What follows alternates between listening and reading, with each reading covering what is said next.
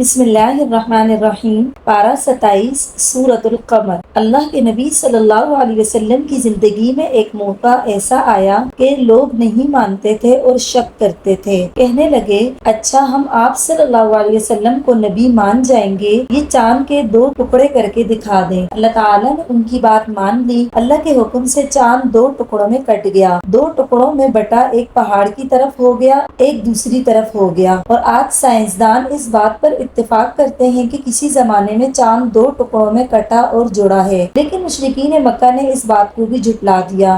اور آیت 3 میں اللہ تعالیٰ کہہ رہے ہیں، نہ مانو، ایک وقت ایسا آئے گا جب تمہارا معاملہ سامنے آ جائے گا، یعنی قیامت کا دن۔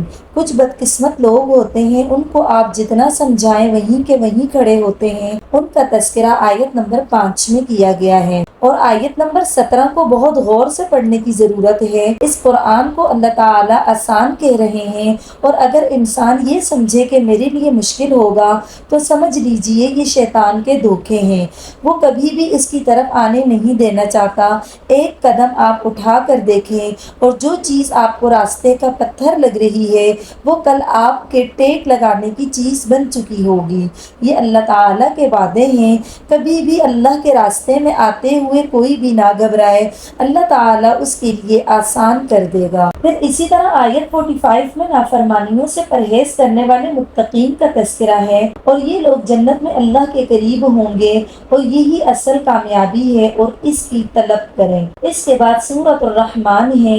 یہ سورت تو دل سے پڑھنے والی ہے، ذہن پر زور دینے والی نہیں، دل سے غور کرنے والی سورت ہے۔ شروع ہی کی آیت سے پتہ چلتا ہے کہ قرآن کا پہلا معلم اللہ تعالیٰ ہے۔ قرآن کی تفسیر پہلے قرآن سے ہوتی ہے، اور یہ اللہ کا رحم ہے، اور اس سے پتہ چلتا ہے کہ یہ اللہ تعالیٰ کے رحم و کرم کا تقاضا ہے کہ بندے کو قرآن دیا، اور ہمارا اپنے اوپر خود رحم ہے کہ ہم اپنے آپ کو اس قرآن سے جوڑیں۔ اللہ تعالیٰ اس کائنات سے منظم اور مرتب سکھا رہا ہے۔ کیسے کائنات اتنی منظم ہے، ہر ایک کو اس کا کام پتہ چلتا ہے۔ اس کائنات سے عدل و انصاف سکھایا جا رہا ہے کہ ڈسپلن کا مظاہرہ کرو۔ اللہ نے یہ میزان ترازو کی صورت میں تمہارے ہاتھوں میں بھی دیا ہے، اور تمہارے دلوں میں فرقان کے طور پر بھی رکھ دیا کہ اچھا کرتے ہو تو تمہارا دل خوش ہوتا ہے، اور برا کرتے ہو تو دل پر بوجھ ہوتا ہے۔ اللہ تعالیٰ انسان کو سکھا رہے ہیں کہ تم اس دنیا میں اسی طرح رہو جیسے سورج چاند رہتے ہیں، کوئی کسی کی حدود کو پار نہ کرے، اور کوئی کسی کی مقررہ حد کو پار نہ کرے، کسی کے سکون کو برباد نہ کریں۔ پھر دیکھیں گے کہ اس انسانوں کی بستی میں بھی وہی سکون ہوگا جو جنگلوں اور پہاڑوں میں جا کر محسوس ہوتا ہے، کیونکہ وہاں پر ہر ایک اپنا کام کر رہا ہے۔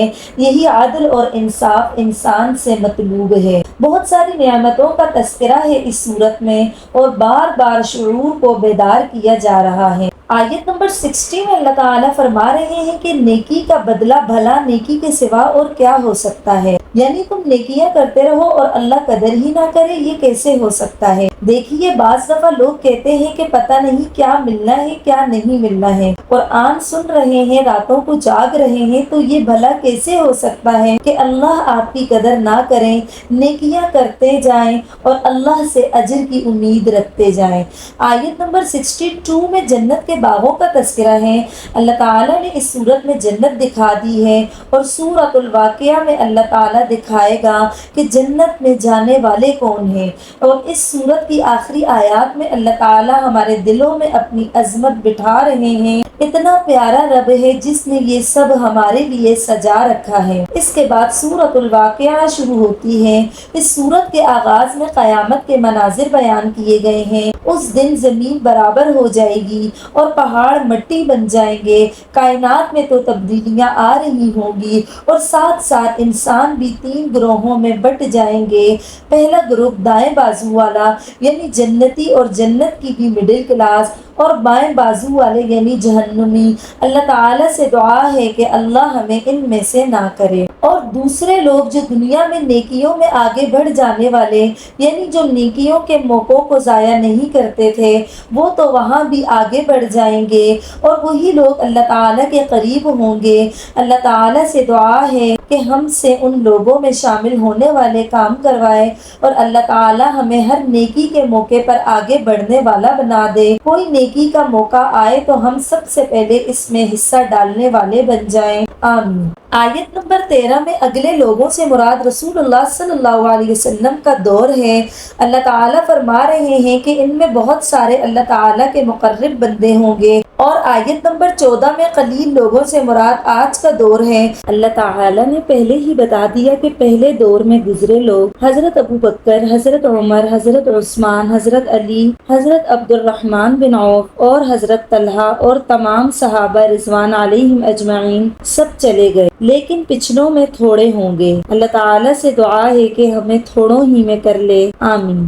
آیت نمبر 15 سے اگلی آیات میں اللہ تعالیٰ جنت کا سب سے اعلیٰ مقام بیان کر رہے ہیں جہاں اللہ تعالیٰ کے مقرب بندے جائیں گے، اور پھر آیت 27 سے 40 تک اللہ تعالیٰ جنت کے درمیانی درجے کے مناظر بیان کر رہے ہیں۔ پھر اسی طرح آیت 41 سے 56 میں اللہ تعالیٰ بائیں بازو والوں کا انجام بیان کر رہے ہیں، وہ کس طرح دنیا میں رہتے ہوئے حق کو جھٹلاتے تھے۔ اس صورت میں اللہ تعالیٰ نے 3 انجام سکھا دیے جو ذرا سے غور سے ہماری سمجھ میں آ جاتے ہیں۔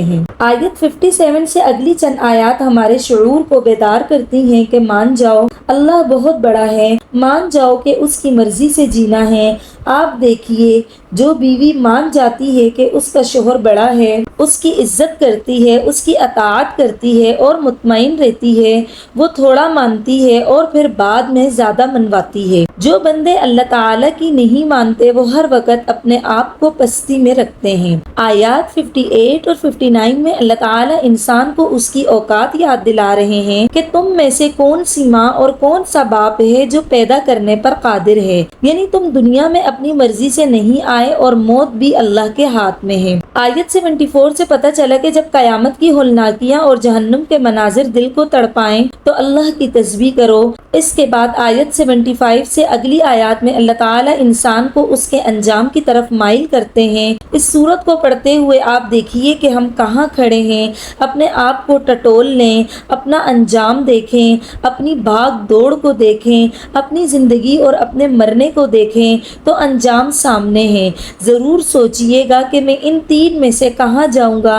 اللہ تعالیٰ ہمیں اپنا محاسبہ کرنے والا بنا دے، آمین۔ اس کے بعد سورۃ الحدید شروع ہوتی ہے۔ یہ سورت ہمیں محاسبے کی دعوت دیتی ہے کہ کیا میں اللہ کی موجودگی کو محسوس کرتا ہوں، کیونکہ جب اللہ کے کام کے ساتھ انسان کا گہرا تعلق ہوتا ہے تو اس کو اللہ کی ذات ہر جگہ نظر آتی ہے۔ ٹھیک ہے، یہ ہمارا ایمان ہے کہ اللہ اپنے وجود کے ساتھ عرش پر بلند ہے، لیکن ایمان والے کو کہیں اللہ تعالیٰ کی مدد، کہیں اس کی نصرت، کہیں اس کا حکم، کہیں اس کی پکڑ کا ڈر اس طریقے سے رہتا ہے کہ وہ واقعی اپنے آپ کو بہت زیادہ محتاط سمجھنے لگتا ہے۔ اور آپ دیکھیں قرآن پاک پڑھنے کے بعد انسان کے اندر یہ تبدیلی آتی ہے کہ وہ محتاط ہو جاتا ہے۔ آیت نمبر 7 سے ہمیں پتہ چلتا ہے کہ جس مال کو ہم اپنا سمجھتے تھے وہ اللہ تعالیٰ نے ہمیں اس کے اوپر خلیفہ بنایا ہے، وہ ہمارا تو ہے ہی نہیں۔ آیت نمبر 9 میں اللہ تعالیٰ فرما رہے ہیں کہ قرآن کا سفر اندھیروں سے روشنیوں کا سفر ہے، یہ نور کا سفر ہے۔ جس کی زندگی میں آ جاتا ہے